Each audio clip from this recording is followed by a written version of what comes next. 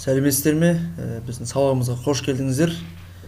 Счет фактура SF порталына толықтай тіркеліп алсаңыз, енді сіз счет фактура жібересіз. Ол өте ауыр процесс деп айта алмаймын.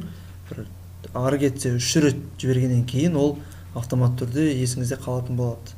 Ал оны жіберу үшін сіз алдын ала товарды апарғаннан кейінгі накладнойыңыз бар ғой.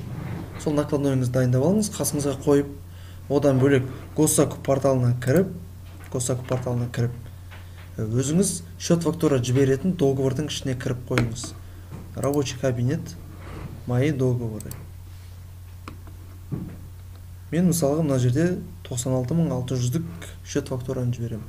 Договордың ішіне кіреміз. Кіргеннен кейін договор и согласование деген разделді басамыз. Басқаннан кейін астыға қарай түсеміз. Осы жерде екі жақта реквизиттар бар. Біз тек осы реквизиттар арқылы жұмыс жасаймыз, оны қас көрсетеміз. Ендігі кезекте счет фактура SF Gov-ға кіріп қоямыз.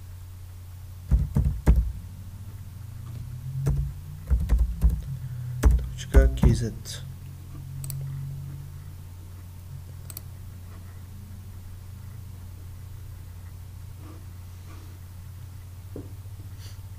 SF порталына кіреміз, кішкене күтеміз.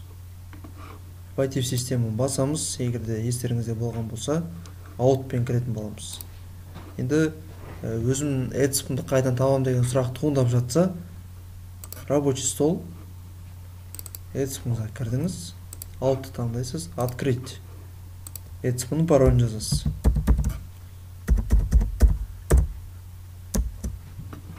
Подписать. Енді естеріңізде болса, sf.gov.kz порталына сіз өзіңіз пароль қойған болатынсыз, сол парольді жазатын боламыз. Войти. Осы жерде таңдаймыз, біз IP дегенді таңдаймыз. Міндетті түрде IP-ні таңдаңыз. Егерде физлицо таңдалып кетсе, онда создание счет фактуры деген көрінбей қалады. IP-ні таңдадық. Сәл астыға қарай түссек, электронные счета фактуры. Осыған кіреміз. Кіргеннен кейін жоғары жақта байқасаңыздар, создание счет фактуры. Осын таңдаймыз.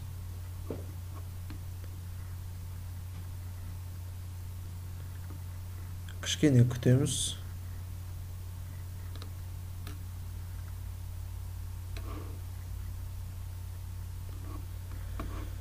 Бұл жерде байқасаңыздар, сол жақ бөлігінде раздел А, раздел Б, С, С1, Д, Е, Ф, G. Осы G-ға дейміз толтырып шығамыз. Раздел А-да біз номер учетной системы. Егерде сіз ең бірінші счет фактураңыз болатын болса, онда SF портал бойынша ол 1 болады. Ал бұл жердегі дата, ол накладнойдағы датаны жазасыз. Яғни сіз товарды жеткізген күндегі дата. Сол үшін қолыңызға накладнойды қойып қойсаңыз. Менде 24-ті. Декабрьдің 24-ін таңдаймын. Енді келесі раздел Б. Ол біздің реквизиттар. Жоғары жағына толтырылып тұр. Сәл төмен түссеңіз, осы жерде сіз өзіңіздің иегіңізді қойып кетесіз. Өзіңіздің иекті текущий счетыңызды қайдан білесіз? Ол үшін порталға өтеміз. Мына жерде өзіміздің иек көрсетілген.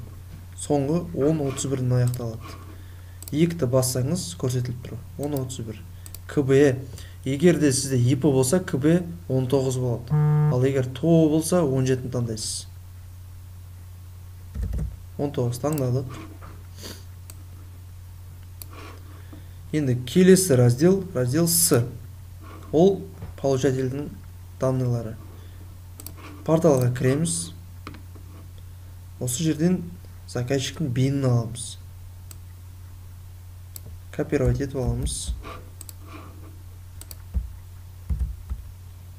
Осылай қойған кезде астына сізге шығатын болады. Кейде мынандай жағдайлар орын алады.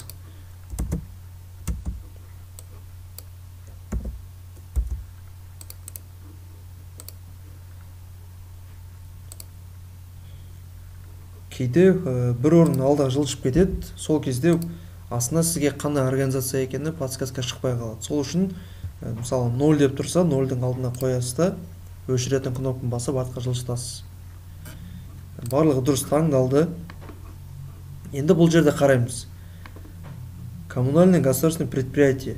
Егер де государственное учреждение болса, біз сәл астыға түсеміз. Түскеннен кейін государственное учреждение деген галочка қоямыз. Галочка қойғаннан кейін бізге раздел С1 ашылады. Егер де ол госучреждение емес, ТО болмаса АО болса, онда ешқандай галочканы қоюдың қажеті жоқ. Осыны естеріңізде сақтап алыңыздар. Ал егер галочка қоятын болсақ, онда тек осы жерде С1-де иек, ол заказчиктің иегін қоямыз. Көріп тұрғандарыңыздар мына жерден копировать етіп аламыз. Вставить. Код товарға еш нәрсені жазудың қажеті жоқ. Назначение платежаға біз товардың атауын жазамыз. Егер сізде товар көп болса, көп жағдайда дополнительный характеристиканы алып қоямыз. Трап канализационный. Копировать етіп аламыз. Вставить деп қоямыз. Келесін өтір арқылы кезек-кезекпен жазып шығамыз.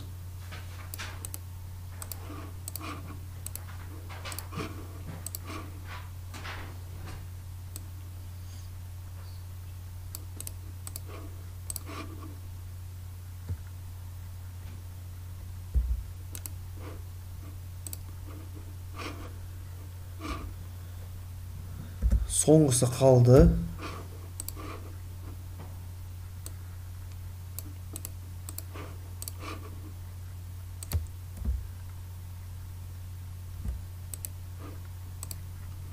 Барлығын қойып шықтық өтір арқылы. Енді келесі раздел. Ол раздел Д. Грузоотправитель. Байқасаңыздар, ол иін. Өзіңіздің иініңізді жазасыз. Егер иініңізді жатқа білмеймін десеңіз, порталға кіресіз.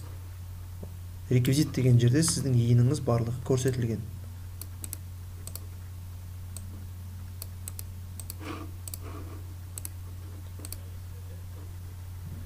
Міне, бір орын жылжып кетті. ИП Ақтілек. ИП деген таңдаймыз. Тағы да айтылайын, физлицо емес. Сәл астыға түсік, грузополучатель. Заказчиктің бейінін қоямыз тағы да. Байқаған болсаңыздар, тікелей SF және Госсакуп порталдар арқылы жұмыс жасайтылатын болады.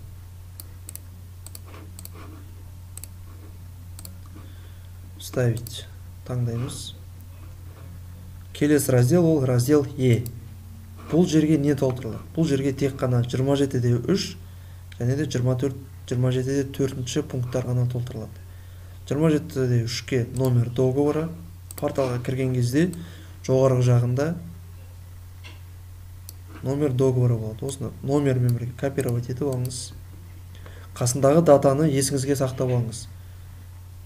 12 айдың 19-ы, декабрьдің 19-ы. Номерді қойдық. Дата деген жерге декабрьдің 19-ы, және есімізге сақтап алған дата. Осыны қоямыз. Келесі раздел. Ол раздел F. Бұл жерге жәнегі накладнойымыздың номерін жазамыз. Бірінші номер. Дата дегенге накладнойдағы датаны жазамыз. 24-ті.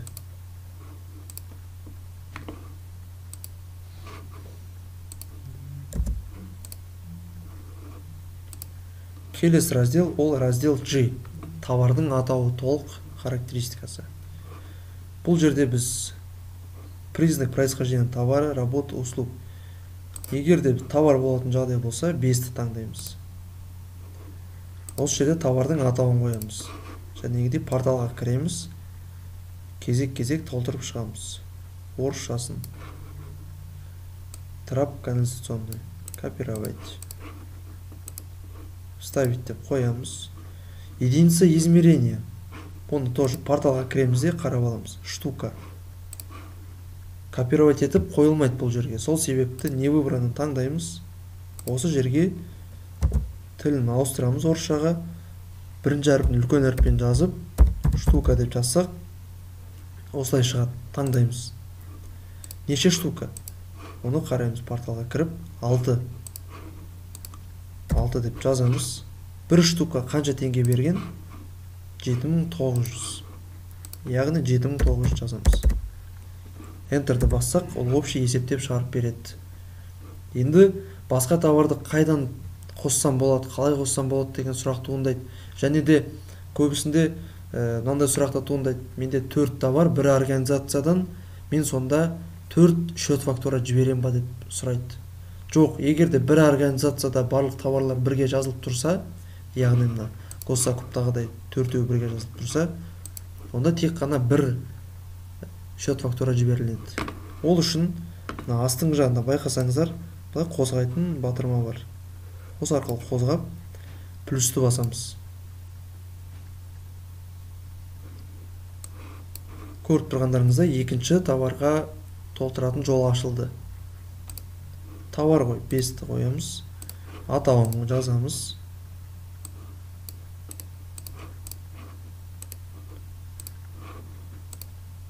Единица измерениясы штука тағы да.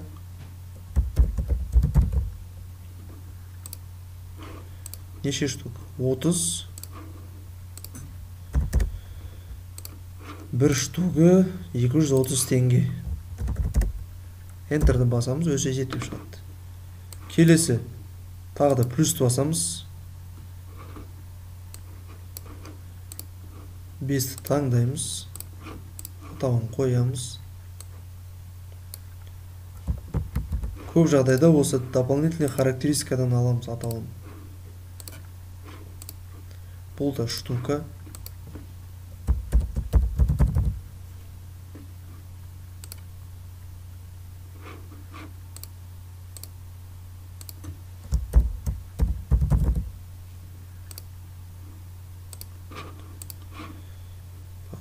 $10.000 штук. Самарес шуруп. Бір штугы 3 теңгеден. Enterді басамыз, есептейді. Соңғы товарымыз қалды.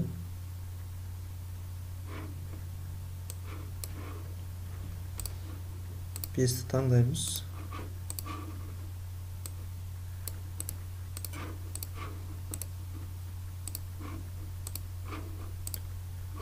Бұл жерде пара, единица измерениясы пара, сондықтан пара деп жазылады, штука емес.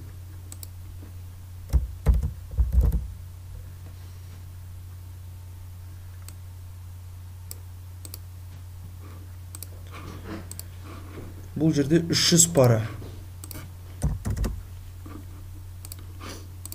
Бір парасына 41 теңге берілген екен. Enterді басамыз. Енді толықтай қарасақ, бұл жерге 96.600 теңге деп есептеп шығарып беріп тұр. Бұл жерде де біздің общий сумма 96.600 теңге. Оны жоғары қарай көтеріп, предмет договордан қарасақ болады. Общийін бассақ 96.600. Енді SF-ға кіреміз, соңғы қадам қалды. Соңғы қадам ол отправить батырмасын басу. Отправить деп басасыз. Енді бұл жерде out емес, эрцамен қол қоятын боламыз. Открыть. Үлкені. Парольдарыңыз жазасыздар. Окейді басамыз. Байқаған болсаңыздар, бұл жерде біздің счет фактура көрінбей қалады. Ол яғни сізге жіберілді деген сөз. Егер қандай да бір өзгерістер енгізетін болса, қандай да бір қателіктер кететін болып жатса, енді адами фактор бір байқамай қалған жағдайлар болса, сізге заказчик өзі міндетті түрде хабарласып айтады. Ол кезде кейде ауыстырып жібер, мына жері дұрыс емес деп айтқан жағдайда сіз қалай табасыз? Дәл солай ол счет фактураға кіріп тұрған жерден фильтры дегенді басамыз. Басылып тұр. Бұл жерге дата, яғни сіз счет фактура жіберген датаның уақыт аралығын қоясыз. Мысалы, 25 күні жіберілді ғой жаңа ғана счет фактура.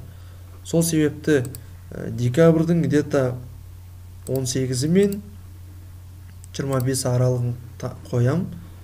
Отправленный деген жерде основной деген таңдасам, основной деген таңдаған кезде біздің жіберген счет фактурамыз көрінетін болады. Оны бір қандай да бір өзгерістер енгізу үшін үстінен басасыз. Мына жерде көріп тұрғандарыңыздай выписать исправленный счет фактуры деген батырма бар. Осы батырманы басып, ішіне кіріп, өзгертетін жерін өзгертіп, қайтадан отправить деп эцпмен қол қойып, жәнегідей жібере саласыз. Ол өте оңай десе де болады. Бірақ та сіз бірінші счет фактураны жіберіп қойдыңыз, ол номер 1, ол раздел А-да, номер учетной системы номер 1. Сіз егер исправить ететін болсаңыз, ол учетный система номері осы SAF порталы бойынша 2 болып кетеді. Сіз исправить етіп жібергеннен кейін, сіз бұл жерден исправленный болғандықтан уже мына жерде основные деген жерден көрінбейді, ол исправленный деген жерден көрінеді. Егер исправить еткен жағдайда, бұл сіздерге мысал үшін көрсетіп жатырмын. Осымен сіз счет фактураңызды жібересіз. Енді осыдан кейін ақша түсу барысы, осы счет фактура жіберілгеннен кейін 30 күннен кейін сізге түсетін болады. Ол госзакуптың заңдылығы бойынша. Бірақ та көп заказчиктер оны 30 күннен созбайды, ары кетсе 2 апта, тіпті 2-3 күнде, тіпті 1 күнде де түсіріп жатқан заказчиктер бар. Сондықтан сіз өзіңіздің ашқан банкіңізден текущий счетыңызды ашып тексеріп отырасыз. Ол жерге ешқандай уведомление бармайды сізге ақша түсті деген. Сіз Халық банк болса онлайн банкке кіріп, Альфа болса Альфа бизнеске кіріп, өзіңіз тексеріп отыруыңыз қажет. Сонымен осы госзакуп порталындағы барлық қадамдар осымен тәмам. Енді тек қана ақшаңызды күтіп тексеріп отырсаңыз болды. Тендер жаса мен тендер жаса.